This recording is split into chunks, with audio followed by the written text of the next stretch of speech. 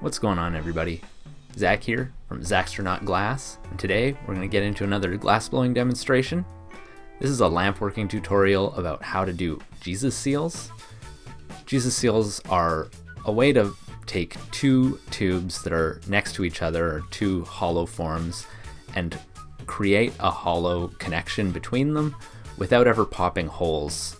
So to start, I'm taking this 16 by 2.5 mil Cymax tube, and I'm going to heat up probably a 3 to 3.5 inch section and do a nice bend. So my goal here is to have a gap in between the two tubes about as large as the two walls combined. So we're looking for about 4.5, 5 mil apart. And that bend, you really want to heat a good long section to get a nice even bend if you're bending tubing. And I actually didn't bend this as closely to each other as I wanted. So I'm actually, even though that bend was perfect, I'm gonna go back in on it, heat it up, and squish those tubes together so that I can get closer to that 5 mil gap that I want, so that we can start our seals. And the goal here is to have a section where you can do at least 4 or 5 of these. The process of doing a Jesus seal can be a little tedious, and it's definitely something having a chance to repeat it over and over and figure out what you're doing wrong is a great opportunity for learning. As you can see, we're getting closer to that gap that I'm looking for. I did end up putting a little bit of a wave into the tube where I did the bend as I squished them together, but really I just need this to hold together and keep the tubes the right distance apart, so it's no big deal. As you can see, getting my blow hose attachment there. I've got a little plug that fits the tube with my swivel. And now that I've got the distance that I want, I'm going to take a second just to make sure the tubes are fairly straight. We don't want them kind of drifting apart from each other in any one way or the other. And then we'll get into starting the seals. Looking pretty good there. Now I've got my hand torch, and I'm going to really suggest that anybody trying this technique has a hand torch.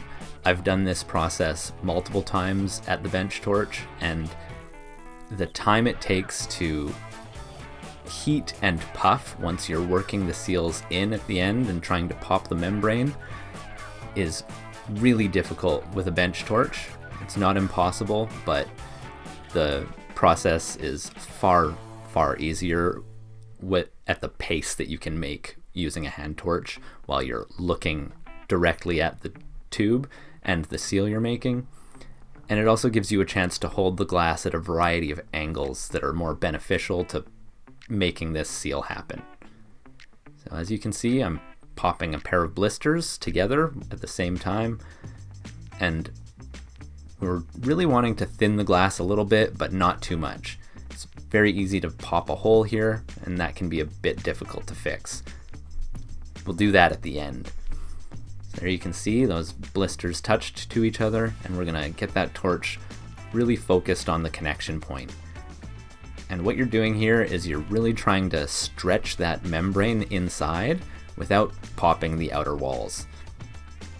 So that membrane, every time you condense glass back into it and then puff away from it, you're stealing a little more glass from the inside wall. And eventually it'll just open up.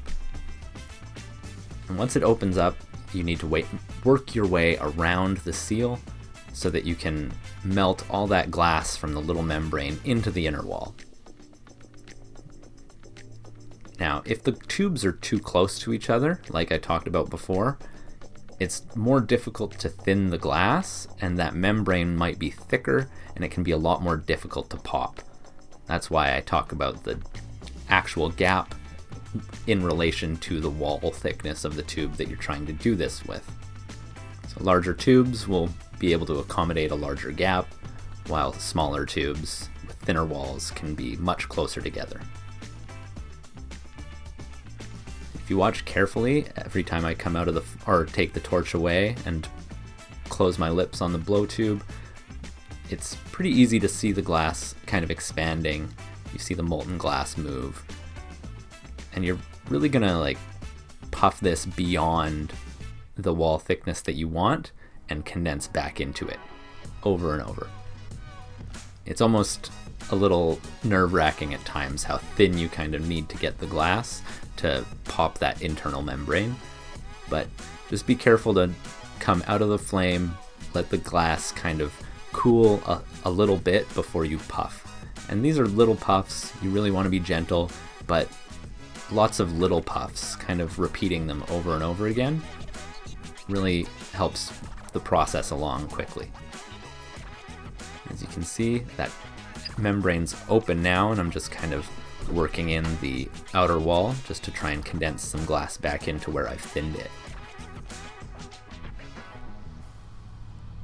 And as we get into the next seal and kind of go over a few of them, there's a few little moments where I'm going to explain some of the thought process I have behind how I hold the glass as I heat and while I puff. There's a whole bunch of thinking about your heat base, your timing, and the angle and where gravity is going to want to bring glass. There we go. As you can see, first one done.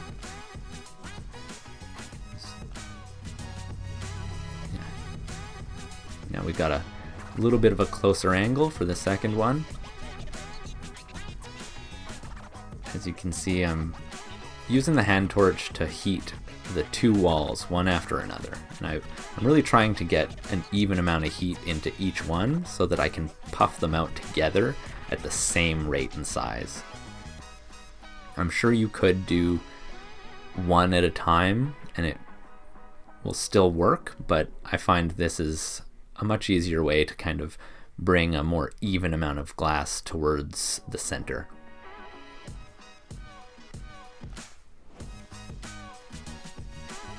I do puff them very close to each other and let the heat kind of cook that glass back towards the tubes again and again, just to know that I'm really thinning that internal membrane before I touch those blisters together. There we go. The touch. You can definitely tell one of them was a little bit more heated than the other, but I get the flame back on it and it evens out almost immediately. Here's that rhythm of heat, puff, heat, puff, heat, puff, over and over again. Coming from each side, kind of doing one side and then the other, allows you to really kind of evenly expand that membrane. I'd like to make sure that both sides kind of behave the same way so that we're not recondensing glass in odd, uneven ways later on. Really see that puffing out as I blow into the hose, and that's a good angle where you can see how the glass moves. And right now I'm heating on the top side of that seal so that the glass falls into that internal membrane, and then puffing it out to stretch it again.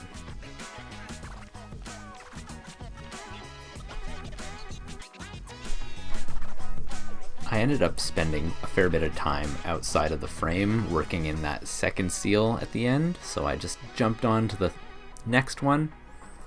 But the idea here is to really use gravity and heat and timing as you're working that seal in to let the glass fall into and away from the internal membrane over and over, puffing and puffing. And I've sped this one up because we watched a couple already, so it's nice to kind of see this happen a little quicker.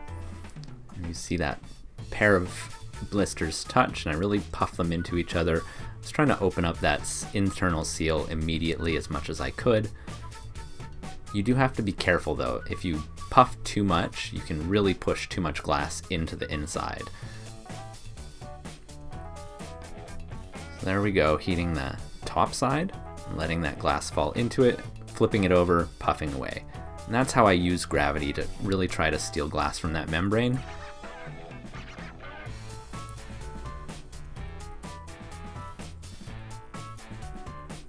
Making sure you work on both sides, trying to bring it out evenly. So now I'm heating on the bottom a little bit to let glass fall away from the... And I usually switch to doing that once the internal membrane is open.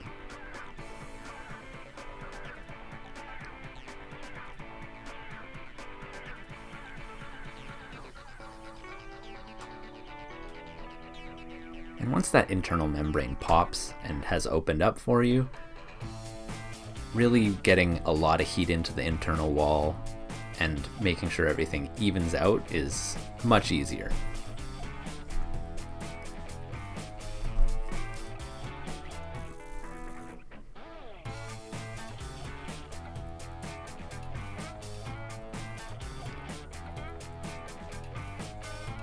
There we go. 3 fairly even looking, nice seals. We're gonna move on to the 4th one, and this is the last one where I do a good job. On the very last one, I'd like to say I did it on purpose, but I think I was just getting a little hasty, and I end up popping a hole, and I really have to spend a bit of time with the glass rod and close up the gap before I can finish the seal. But at the end of the day, it does turn out to be a great seal, even though there's some bubbles inside the glass from where the thin membrane popped and got boiled as I was overheating the glass and puffed too soon. But we'll do this last seal nicely, kind of go over the process again. I really find the repetition of this exercise to be super beneficial. As I was doing this, I ended up doing this process twice. I filmed both times, and I went from doing my very first seal in about 15 minutes, and then on the second round, I had 3 done in the same amount of time as it took me to do 1. So really kind of going over it again and again is going to be beneficial to really dialing in the process for yourself. And then once you know exactly which builds you're going into.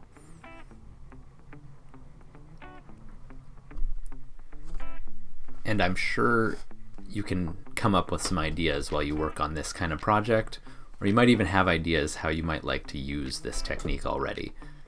Let me see those blisters coming out. I kept this sped up until I do pop that hole, and I'll show the camera the big hole that I opened up, so that you can see exactly how big the hole I close up with the rod is.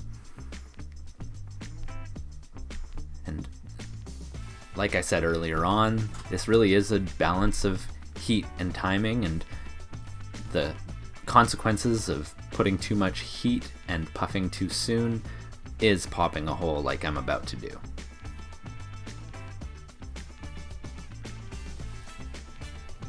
I was reading an article. See there, you can see that hole. Nice big opening there. A little bit frustrating,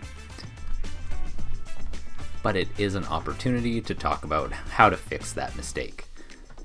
I was reading an article about how to do this process, and it was suggested you use a 2mm rod for this. I think this one was a hand-pulled rod, probably closer to 3mm. A little thick for the job that I was trying to do. To fit it into that gap, a thinner rod would have been a little nicer, but this rod was sitting on the bench right in front of me. And as you can see, really focusing that heat into the gap and trying to close up the wall. I'm following the lip and trying to lay glass down upon it. And once you have the hole closed up, and I think I got one side almost done, and I start to melt that in, and there's still an opening. So I'm definitely gonna pick that rod up again and add a little more glass. But as you can see, I'm really taking some time to put a lot of heat in there, because that glass that I've added on there is extremely thick compared to the little thin wall that ended up popping. And before I did heat up the rod and start adding it, I spent a bit of time melting the edge of that popped hole back a little bit so that it was condensed a little bit more than the membrane that ended up popping as I was puffing too soon. And there we go. I had the blow tube attached, or blow hose attached, so that I could check that I had that hole closed up. And as soon as I had the rod covering the hole, I gave it a little puff and I knew that it was all closed up. So now I could go back to cleaning up that seal.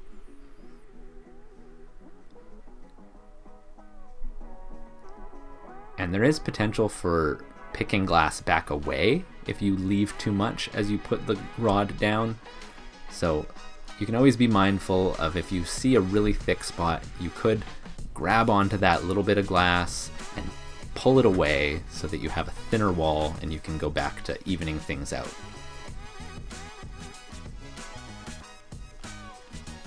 And once again, always thinking about gravity and heating and puffing. And now we'll get back to the hand torch.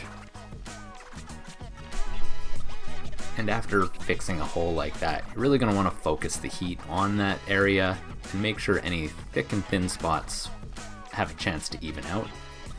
And then I'll actually take some time to look for the thinner spots and try to heat them until glass can kind of move into that thinner area, and just use gravity to allow the heat to kind of even out and let that glass slowly move into position.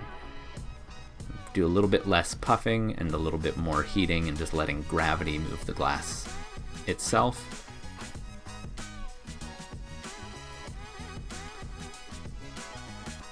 You can see back onto the other side, kind of trying to make the wall match the other. And there we have it. 5 Jesus seals, one after another. Fairly even in size. That last one got a little taller or wider than the others just because of that little repair we had to do. And there we go. Hope you guys enjoyed. Let me know if you have any comments, questions. Love to hear from you. Have a good one.